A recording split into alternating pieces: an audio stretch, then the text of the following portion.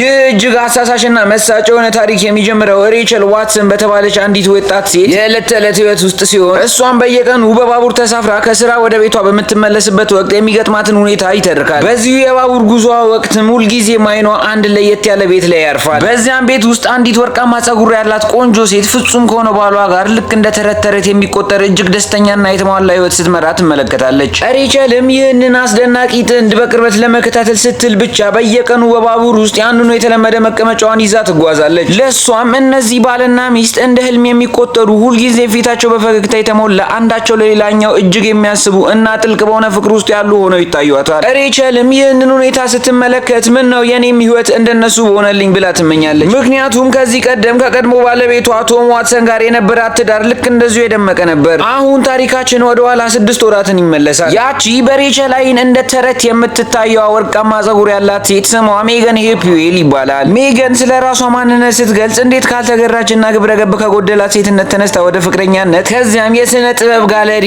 አስተዳዳሪነት በመቀጠልም የህፃናት ሞግዚትነት አልፋ በመጨረሻም ወደ ተበላሸ ህይወት ውስጥ እንደገባች ትተርካለች። ሜገን በውስጡ ያለው ሚስጥርና ስሜት ዶክተር ከማል አብዲክ ለተባሉ የስነ ልቦና ባለሙያ ቴራፒስት ታካፍላለች። ሜገን እንደምትናገረው ባለቤቷ እሷ እናት እንድትወልድ ልጅ እንዲወልዱ ከፍተኛ ፍላጎት ቢኖረውም እሷ ግን በልጆች ጉዳይ ላይ ምንም አይነት ፍላጎት የላትም ነበር። ይሁን እንጂ ባለቤቷ ምናልባት የልጅ ፍቅር ይዛትና አመለካከቷ ይቀየራል በሚል ተስፋ የህፃናት ሞግዚት ሆና እንድትሰራ አስገድዷት ነበር። ያም ሆኖ ሜጋን አሁንም ቢሆን እናት የመሆን ፍላጎት የላትም። ወደ አሁኑ ጊዜ ስንመለስ አና ዋትሰን የተባለች ሴት ልጇን እያጠባች ባለቤቷን በከፍተኛ ሁኔታ ስታደንቅ እንመለከታለን። በዚሁ መሀልም ሜገን ወደ ቤቱ ትገባለች። እሷም በአሁኑ ሰዓት የአና የልጇ ሞግዚት ናት። ሜገን ለልጇ እንክብካቤ እያደረገች ሳለ ከነገ ጀምሮ አዲስ ሌላ ስራ ልትጀምር መሆኑን ትናገራለች። አናም ከነገ ጀምሮ ልጇን የሚይዝላት ሰው ስለማይኖር ብቻዋን እንዴት እንደምትሆን በመጨነቅ ትጠበባለች። ከጥቂት ጊዜ በኋላም የአሁኑ የአና ባል የቀድሞ የሪቻል ፍቅረኛ የሆነው ቶም ወደ ቤት ይመጣል። ቶም የእቅፍ አበባ ይዞ በመምጣት አናን በፍቅር ይስማታል። አናም በዚህ መሃል ሪቻል እንደገና ወደ ቤቱ ስልክ ደውላ እንደነበረ ትነግሯለች። ቶም ሁሉም ነገር መልካም እንደሚሆን ምንም እንዳትጨነቅ በማለት ያረጋጋታል። በማግስቱ ሪቻል በባቡር ውስጥ ሆና ስትመለከት ቶም ከአዲሱ ቤተሰቡ ጋር ሆኖ የአናን የልደት በዓል ሲያከብር ታያለች። ወደ ቤት ስትመለስም የቶምን የፌስቡክ ገጽ በመፈተሽ ደስተኛ ሆነው የተነሱትን ፎቶግራፍ ትመለከታለች። ሪቻልም ከመጠን በላይ አልኮል ከጠጣች በኋላ በተደጋጋሚ ወደ ቶም ስልክ ትደውላለች። ነገር ግን ጓደኛዋ ካቲ ስልኳን ቀምታ በመውሰድ እየጠጣች ያለችውን መጠጥ በሲንክ ውስጥ ታፈስባታለች። ጓደኛዋ ኬቲም ሪቻል የቀድሞ ባለቤቷን ማወክ ማቆም እንዳለባት አጥብቃ ትመክራታለች። ሪቻል ላለፉት 2 ዓመታት ከኬት ጋር እየኖረች ሲሆን በስልኳም ወደ ቶም ስንት ጊዜ እንደደወለችና ምንም አይነት ምላሽ እንዳላገኘች ታውቃለች። ሪቻልም ከመተኛቷ በፊት ከዚህ ቀደም ስኬታማ ያልሆነውን ሰው ሰራሽ የማህፀን ውስጥ እርግዝና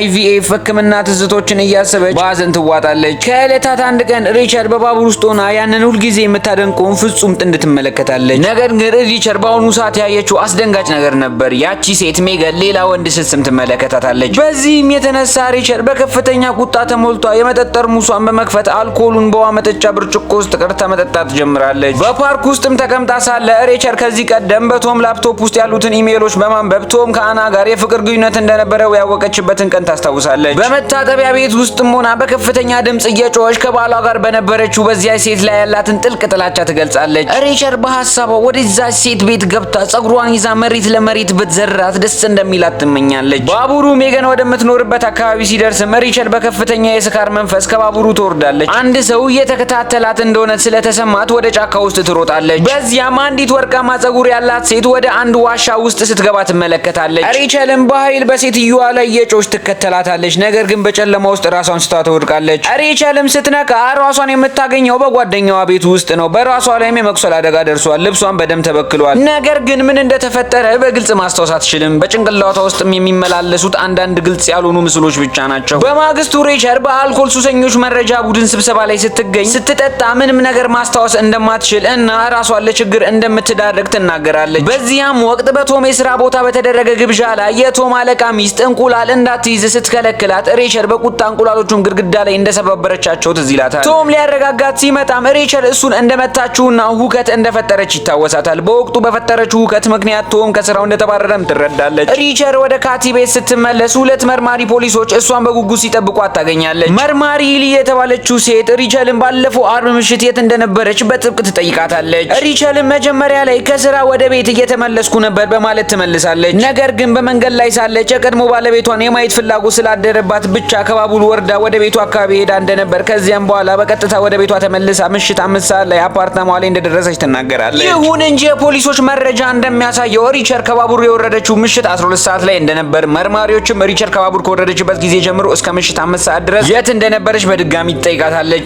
ሪቸል ግን ለዚህ ጥያቄ የምትሰጠው ምንም አይነት ምላሽ አይኖራትም። የሜገንንም ፎቶ እያሳየቻት ይቺን ሴት ታውቂያታለሽ ወይ ብላ ስትጠይቃት ሪቸልም በፍጹም አላውቃትም በማለት ክዳ ትመልሳለች። ነገር ግን መርማሪ ሪሊ ሜገን የጠፋችው ልክ ሪቸል ከባቡር በወረደችበት በዚያው ምሽት መሆኑንም ትነግራታለች። እጅግ የሚያስገርመው ደግሞ ሜገን ትሰራበት የነበረው መስሪያ ቤት የሪቸል የቀድሞ ባል ቶም ከሚሰራበት ቦታ ጋር አንድ መሆኑ ነው። መርማሪዋ አክላም ሪቸል በአልኮል ሱሷ ምክንያት ከስራ ከተባረረች 1 ዓመት እንደሆነ ታስታውሳታለች። ከስራ ከተባረረች ታዲያ በየቀኑ በባቡር ወዴት ትሄጃለሽ? ለዚህም ሪቸል መልስ የላትም። ፖሊሶች ከሄዱ በኋላ ሪቸል እየሮጠች ወደ መርማሪ ሪሊ በመሄድ ሜገን ሌላ ወንድ ስትስም ማየቷን ትመሰክራለች። መርማሪዋ ግን ሪቸል ሜገንን አላውቃትም ብላ ከዚህ ቀደም ተናግራ ስለነበር አሁን እንዴት ስለሚስጥረው የፍቅር ግንኙነቷ ልታውቅ እንደቻለች ግራ በመጋባት ትጠይቃታለች። የሜገን ጎረቤቶችም በሜገን ቤት አቅራቢያ አንዲት ሰካራም ሴት ስትንከራተት ማየታቸውን ለፖሊሶች ተናግረዋል። ምናልባትም ሪቸል ሌላ ሴትን ምናልባትም አናን ከሜጋን ጋር አደባልቃ ይሆን? መርማሪ ሬሊም ሪቸል ከቀድሞ ባለቤቷና ከአዲሱ ቤተሰቡ እንድትርቅ የመጨረሻ ማስጠንቀቂያ ትሰጣታለች። ታሪኩን ወደ ኋላ በ4 ወራት ስንመልሰው ሜገን ለስለንቦና ሐኪሟ ዶክተር ከማል አብዲክ ብዙ ጊዜ ውሸት እንደምትናገርና ከብዙ ወንዶች ጋር ግንኙነት እንዳላት ትገልጽለታለች። አሁን ደግሞ ራሱ ሐኪሟን መፍራት እንደጀመረች ስትነግረው ዶክተር ከማል በድንጋጤ ክፍሉን ጥሎ ይወጣል። በአሁኑ ጊዜ ደግሞ ሪቸል አሁንም የሜገንን መጥፋት የሚመለከቱ ዜናዎችን ትከታተላለች። በድጋሚ በሜገን ቤት አቅራቢያ ስትሄድ አና ትመለከታታለች። ሪቸል ግን ራሷን እንደ ሜገን ጓደኛ አድርጋ ታስተዋውቃታለች። በዚህ ምክንያት የሜገን ባል ስኮት ሪቸልን ወደ ቤት እንድትገባ ይጋብዛታል። ሪቸልም ሜገንን ከሌላ ወንድ ጋር በረንዳ ላይ ሆና ማየቷን ለስኮት ትነግረዋለች። ስኮት የሜገንን ሐኪም ፎቶ ሲያሳያት ሪቸል ያየችው ወንድ እሱ መሆኑን ታረጋግጣለች። ወደ ኋላ በ2 ወራት ታሪክ ውስጥ ሜገን ከጫካ ስትመለስ ስኮት ጥቃት ያደርስባታል። በኋላም ከሐኪሟ ጋር ስትገናኝ ባለቤቷ ስኮት ጨካኝ እንደሆነና እናት እንድትሆን እንደሚያስገድዳት ትነግረዋለች። በአሁኑ ወቅት ደግሞ ዶክተር ከማል አብዲክ ለምርመራ በፖሊሶች መጠራቱን ሪቸል ትሰማለች። ወዲያውኑም ስኮት ለሪቸል አፋጣኝ የጽሁፍ መልእክት መላክ እንድትመጣ ይጠይቃታል። ስኮትም ፖሊሶች በቂ ማስረጃ ባለማግኘታቸው ሐኪሙን እንደለቀቁት ይነግራታል። ይሁን እንጂ ሐኪሙ ለፖሊሶች ስኮት እጅግ ቁጡና ግልፍተኝነት የሚታይበት ሰው መሆኑን መናገሩን ይገልጽላታል። አሁን የፖሊስ ጥርጣሬ ወደ ስኮት ዞሯል። ሪቸል እሱን ለማረጋጋት ብትሞክርም ስኮት በድንገት ቁጡ በመሆኑ ሪቸል ትደነግጣለች። ከዚህ በኋላ ሪቸል የጠፋባትን ትውስታ ለመመለስ እንዲረዳት ወደ ዶክተር ከማል በመሄድ እርዳታ ትጠይቃለች።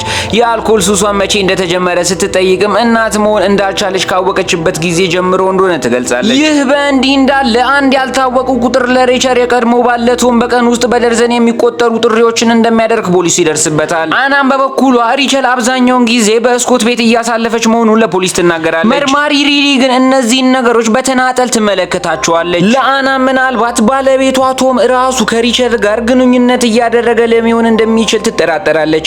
አናም የባለቤቷን ላፕቶፕ ለመክፈት ብትሞክርም አልተሳካላትም። አንድ ምሽትም ስኮት ወደ ሪቸል ቤት ይመጣል። ጋዜጠኞች በቤቱ ደጃፍ ላይ ተከማችተው እያዋከቡት መሆኑንም ይነግራታል። ስኮት በጋዜጠኞቹ በመታወቁ ምክንያት የሚደበቅበት ቦታ ይፈልጋል። መርማሪዋ ሜገን ከመሞቷ በፊት እርጉዝ እንደነበረች ትነግረዋለች። ሜገን ሞታለች ማለት ነው። ነገር ግን ሜገን ይህንን የመስራች ሁልጊዜ ልጅ ለሚመኘው ባለቤቷ ለስኮት አልነገረችውም ነበር። እንደዛ ከሆነ ይበላል። ታሪካችንን ከ1 ወር በፊት ወደ ነበረው ሁኔታ ስንመልሰው ሜገን በምሽት ወደ ስነ ልቦና ሐኪሟ ዘንድ ሄዳ የነበረ ሲሆን በዚያም ገና የ17 ዓመት ወጣት ሳለች እናት ሆና እንደነበር እጅግ ልብ የሚነካ ሚስጥሯን ታካፍላለች። በወቅቱ ገና የተወለደ ሕፃን ልጇን ይዛ ወደ መታጠቢያ ቤት ገብታ የነበረ ቢሆንም በእንቅልፍ ልቧ ሕፃኑ በውሃ ውስጥ ሰምጦ እንዲሞት ምክንያት ትሆናለች። በዚህም ጥፋተኝነትና ጸጸት ምክንያት ያኔ የነበራት ፍቅረኛ ጥሏት እንደሄደ እየገለጸች በከፍተኛ ድምጽ ታለቅሳለች። ወደ ሐኪሟም ተጠግታ ትጠመጥምበታለች። ወዲያውም የሜገን አስክሬን መገኘቱና ጉዳዩ አሁን ወደ ግድያ ወንጀል መርደር ኬዝ መቀየሩ የሚገልጽ ዜና ይፋ ይሆናል። በሌላ በኩል አና ባለቤቷን ቶም ቀደም ሲል ከሪቸል ጋር በነበረ ግንኙነት ደስተኛ ነበርክ ወይ ብላ ትጠይቀዋለች። አና በአሁኑ ሰዓት ሜገንን የገደለቻት ሪቸል መሆን አለባት ብላ ብታምንም ቶም ግን ሪቸል ምስኪንና የተጎዳች ሴት እንጂ በሰው ላይ ጉዳት የምታደርስ አይደለችም በማለት ይሟገታል። ሪቸል ወደ ቤቷ ስትመለስ ስኮት እዚያ መገኘቱን ታያለች። እሱም በከፍተኛ ጩኸት እንድትቀመጥ ያዛታል። ለስኮት ፖሊሶች እንደነገሩት እርሱም ሆነ የስነ ልቦና ሐኪሙ የሜገን ሆድ ውስጥ ለነበረው ጽንስ አባት አለመሆናቸውን ይገልጽላታል። ስኮትም በአሁኑ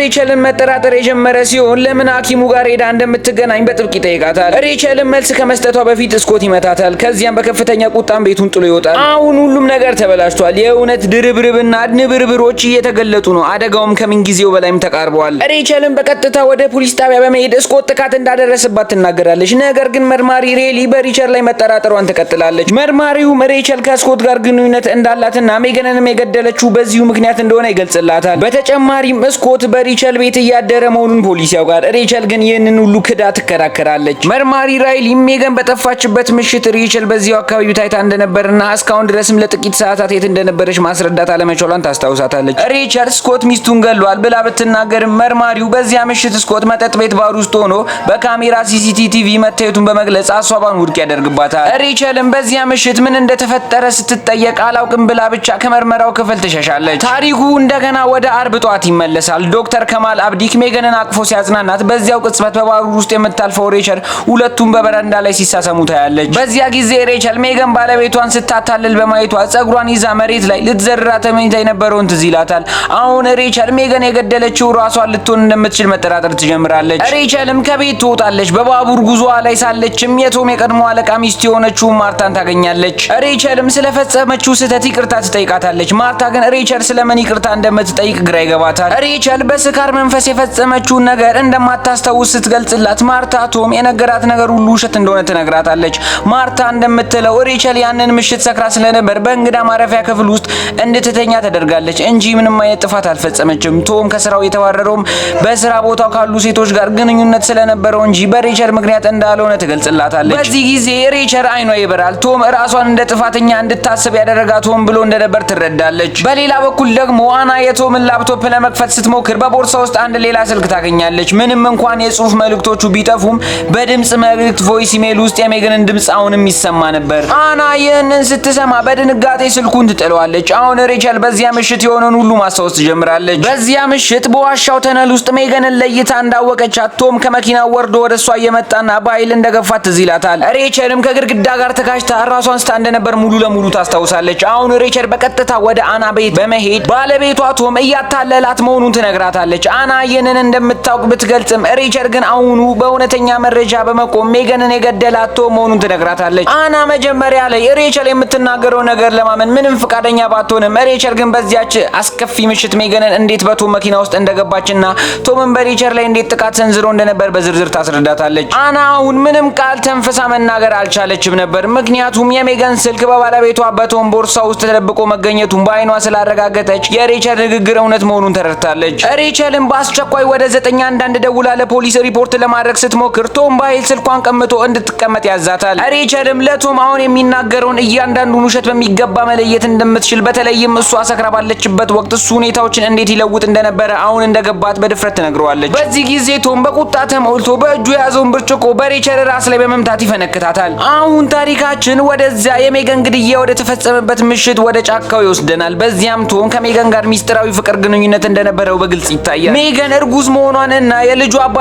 ምናልባት እሱ ቶም ሊሆን እንደሚችል ስትነግረው ቶም ጽንሱን እንድታስወርድ አቦርት እንድታደርግ ይመክራታል። ቶምም ከሷ ምንም አይነት ልጅ እንደማይፈልግ ሲነግራት ሜገን በከፍተኛ ቁጣ ትጮኻለች። ቶምም በኃይል ይገፋታል። ሜገንም በግንባሯ ከድንጋይ ጋር ተጋጭታ ስትወድቅ ቶም ያንኑ ትልቅ ድንጋይ አንስቶ ደጋግሞ ራሷን በመምታት ህይወቷ እንዲያልፍ ያደርጋል። ወደ አሁኑ ሁኔታ ስንመለስ ሬቸል ራሷን ስታ ከወደቀችበት ስትነቃ በአቅራቢያው የሚገኘው ወይን መክፈቻ በፍጥነት ይዛ ከቤት ወጣ ትሮጣለች። ቶምም ተከትሏት በመውጣት ይይዛታል። ሬቸል ግን ራሷን ለመከላከል ስትል የወይን መክፈቻውን በቶም አንገት ላይ በኃይል ትሰካዋለች። ቶም መሬት ላይ ወድቆ ለመተንፈስ ሲታገል አና ትመጣለች። አናም በቶም ላይ በነበረ ጥልቅ ጥላቻ ምክንያት በጉልበቷ ተንበርክካ ያንን የወይን መክፈቻ ይበልጥ ወደ አንገቱ ውስጥ ዘልቆ እንዲገባ ትገፋዋለች። የቶም ትንፋሽ ለዘላለም እስኪቋረጥ ድረስም ሁለቱም ሴቶች በቁጣ ይመለከቱታል። ፖሊሶች ወደ ስፍራው ሲደርሱ ሬቸል ይህን ሁሉ የሆነው ራሷን ለመከላከል በወሰደችው እርምጃ መሆኑን ትገልጻለች። ቶም ሊገላቸው እንደነበርም አና ምስክርነቷን ትሰጣለች። ፖሊስም ይህንን እውነት ይቀበላል። ሬቸል ስለ ሜገን ስትናገር የነበረው ነገር ሁሉ እውነት መሆኑን አሁን በሁሉም ዘንድ ይታወቃል። ፊልሙ የሚያበቃው ሬቸል ወደ ሜገን መቃብር በሄደችበት ቅጽበት ነው። አሁን ይህ ታሪክ የእሷ ብቻ ሳይሆን የአናም ጭምር መሆኑን ታምናለች። ምክንያቱም የሶስቱ ሴቶች ህይወት አሁን በማይነጣጠል መልኩ ተሳስሯል። ሬቸልም በባቡር ውስጥ ስትጓዝ ሁልጊዜ ከምትቀመጥበት ወንበር ተነስታ ወደ ሌላ ወንበር ትቀይራለች። ይህም ወደፊት የሚጠብቃትን ግልጽና አዲስ መንገድ ለማየት እንድትችል ነው። የምትወዱትና እንዲተረጉምላችሁ የምትፈልጉት ሌላ ፊልም ካለ ከታች ባለው የኮሜንት መስጫ ሳጥን ላይ ይጻፉልን። ሰብስክራይብ በማድረግ ቤተሰብ ይሁኑ። ለድጋፍ እንዲሆን ደግሞ የላይክ ምልክቷን መጫን አይርሱ። እስከሚቀጥለው የታሪክ ጉዟችን ድረስ ሰላም ቆዩ። ቢኑ ሪካፕ